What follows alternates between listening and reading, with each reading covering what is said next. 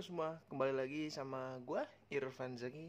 Dan kesempatan ini gue di rumah aja, di kamar, nggak keluar-keluar karena gue mau review Action Cam B Pro 5 Alpha Edition Mark 3 S Black yang Ace Edition. Image Stabilization satu yang ini, dan satu lagi yang warna grey atau silver itu yang hanya super wide, jadi nggak ada image stabilization-nya. Pertama, kita lihat dulu ini gambar action cam-nya ya. Kalau lihat dari desain sih, bagi kalian anak kamera atau anak orang yang suka pakai action cam, mungkin tahu nih desainnya mirip apa, yaitu seperti GoPro Hero 4 yang dimana inverted ya, screen depannya, yang dimana kalau GoPro Hero 4 screennya di atas, kalau ini ya kebalikannya. Kalau lihat dari samping, dari ini depannya, ini samping kiri yang dimana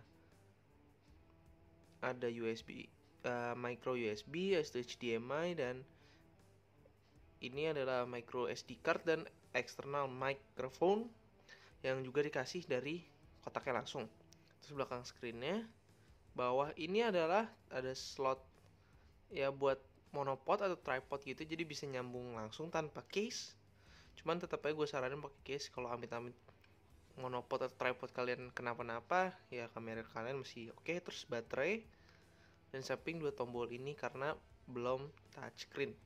Dan atas ini untuk tombol record, dan kalau ditahan lama bisa jadi tombol untuk wifi, jadi bisa nyambung ke app. Cuman gue nggak pakai appnya karena ya ngabisin baterai aja sih. Nah, jadi gue di sini kesempatan ini bukan full review, lebihnya ke user review, karena gue udah pakai ini sekitar 2-3 bulan. Kayak kamera ini khususnya ya, karena sebelumnya ada di tangan gue ini adalah Brica juga, namun ini adalah generasi yang pertama, jadi Mark B Pro 5 Alpha Edition Mark 1. Jadi kalau kalian nonton video gue di pertama banget sampai ke video ke-8 atau ke berapa gitu, gue lupa, itu dia pakai ini. Terus setelah itu udah selesai, dan gue lanjut ke pakai yang ini. Nah, gue mau ngejelasin kayak kelebihan, kekurangan, terus juga ngomong sebenarnya ada yang bisa diimprove, ada yang enggak. Dan gue juga mau show kalian kualitas ini, kamera ini saat ngerekam in daylight dan low light atau malam hari. Nah, untuk speknya gue kurang tahu kalau kameranya kayak gimana. Pokoknya dia, kalau dari kotaknya udah bisa diinfoin bahwa dia itu bisa merekam dari sampai 4K 30 fps atau 27 30 fps, ini yang paling mentoknya ya. Kalau untuk kamera gini, untuk action cam ya cukup hebat. Cuman karena ini tahun 2021, kayak 4K itu mungkin beberapa orang juga udah make ya. Dan action cam juga sekarang juga ada yang sampai 5K, dan kadang video juga ada yang sampai 8K dan lebih-lebih gitu.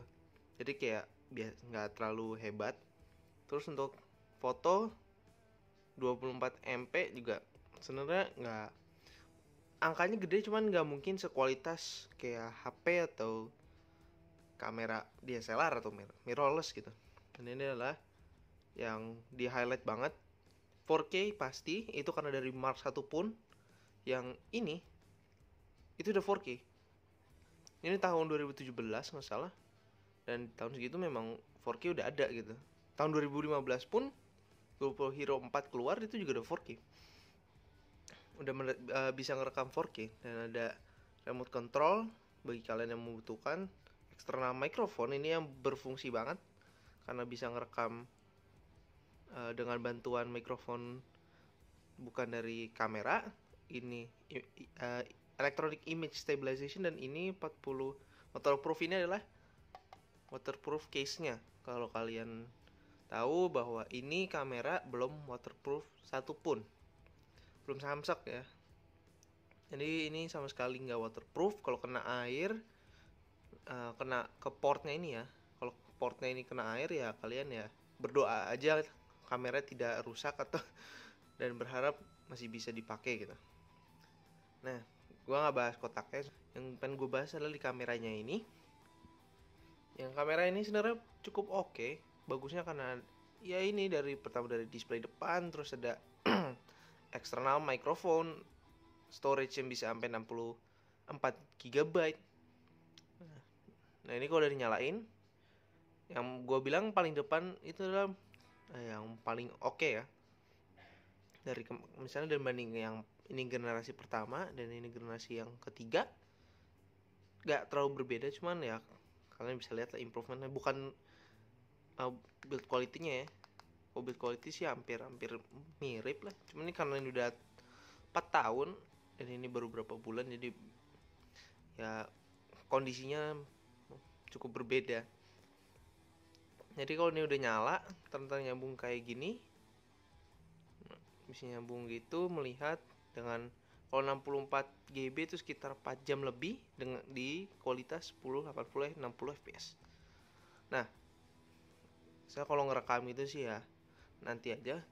Yang gue pengen bahas sekarang itu adalah kelebihan kekurangan dari kamera ini. Cara nyambung juga dengan kualitas, cuman bukan yang diutamain sekarang.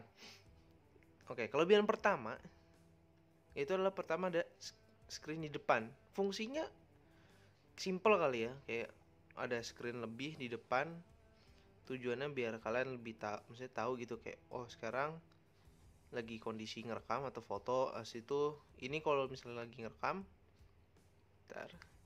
nah ada ini LED-nya kedap-kedip setiap detiknya. Setiap 2 detik nyala terus mati, nyala terus mati. Dan ini adalah timernya, jadi udah berapa lama videonya gitu. Dan ini baterai. Dan ntar kalau udah di stop, ada suara bunyi dan berhenti timernya. Jadi ini berfungsi banget, apalagi kalau kalian lagi nge-vlog gitu. Kalian nggak, kan kalau vlog kamera seperti gini ya, ngeliat ke kalian, dan kalian nggak tahu udah berapa lama atau ini masih recording atau enggak. Atau kalian motovlog kan nggak mungkin kalian lihat ke screen belakang saat kalian menyetir.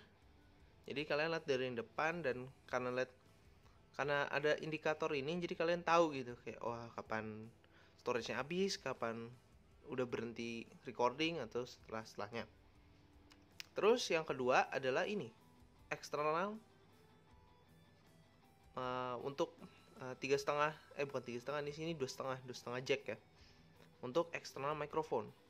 Benefitnya ya kalian bisa nambahin external microphone yang lebih bagus kualitasnya, nggak kayak yang dari Brika ini yang gue jujur gue harus akuin kualitasnya nggak sebagus kamera mikrofon eksternal lainnya. Walaupun ini bawaannya ya, cuman kayak kurang bagus. Dan kayak apa namanya, kalau gue coba dan suara kayak agak pecah gitu, kayak bassnya kurang dapet gitu. Tapi gue bukan ahli di situ juga, cuman yang bisa gue bilang adalah kualitas untuk mikrofon bawaannya kurang bagus. Eksternal mikrofon bawaannya kurang bagus. Terus yang kelebihan ketiga itu adalah baterainya ya. Kenapa baterainya? Karena dari generasi yang pertama pun baterainya sama. Jadi bukan kan Brika ada macam-macam, ada yang B Pro Lite, ada yang macam-macam gitulah. Tapi kalau yang Alpha Edition, B Pro 5 Alpha Edition itu baterainya bisa ditukar gitu. Jadi kalian misalnya bisa bukanya seperti itu. Enaknya yang 3 sih ininya nyambung gitu, jadi gak copok. Apa ya, kayak main tiba-tiba copot gitu. Pas dibuka dia enak dan piringan. Baterainya berat. Baterainya itu adalah, ini gue tandain biar gak ketuker, 3,7 volt. Pastinya lithium ion battery dengan 1000 mAh dengan 3,33 watt per hour. Nah, jadi misal kalian punya yang Mark 1 kayak gua punya Mark 1 atau punya Mark 2, terus baterainya nggak mau nambah gitu.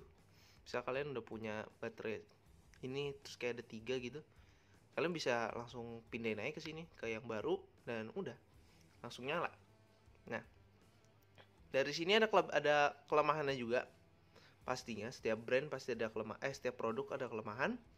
Kelemahan yang pertama, gue langsung nyambut ke external microphone. Kenapa ke external microphone? Padahal kan udah bisa tambahin ke microphone yang lebih baik atau semacamnya itu. Nah, problemnya itu yang gue bilang tadi, ini bukan 3,5 melainkan ini 2,5.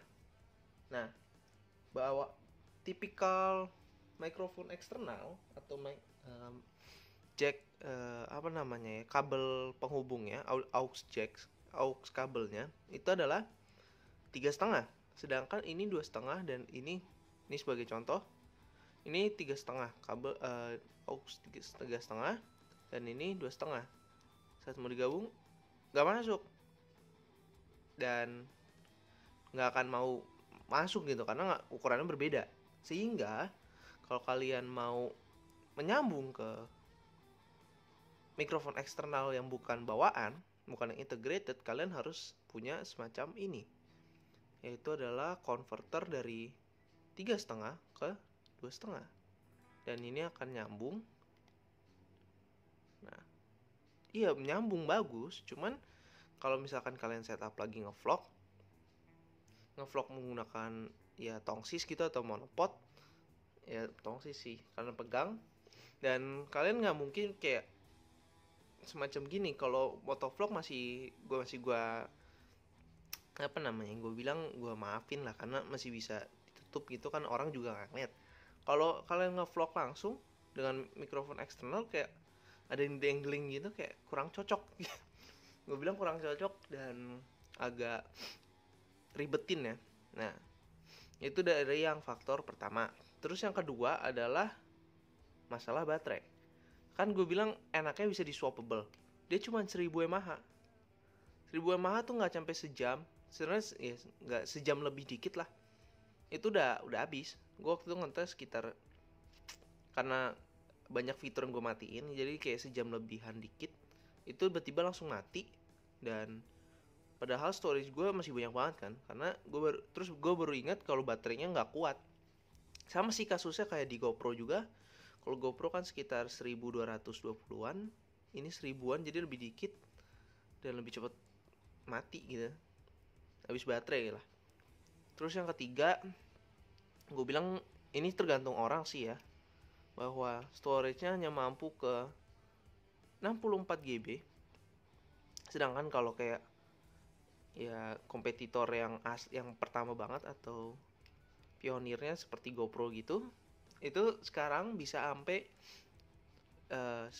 untuk yang terbaru ini ada yang GoPro 10 tuh bisa sampai 512, setahu gue itu sampai segitu. Dan ini cuma 4 gitu. Kayak kecil banget untuk tahun 2021 ya. Ini kecil banget. Cuman ya ini tergantung orangnya ya. Kalau menurut gue sih kecil banget. Soalnya kalau gue ngerekam misalnya lagi pergi jauh terus cuma 4 jam, terus gue harus nge-swap lagi, kayak ribet juga. Mending satu yang gede banget kayak 128 gue masukin, terus udah gue lupain aja. Terus yang keempat ya, itu adalah sensornya nih. Jadi harus gue akuin, sensornya nggak sebaik kamera biasanya gitu.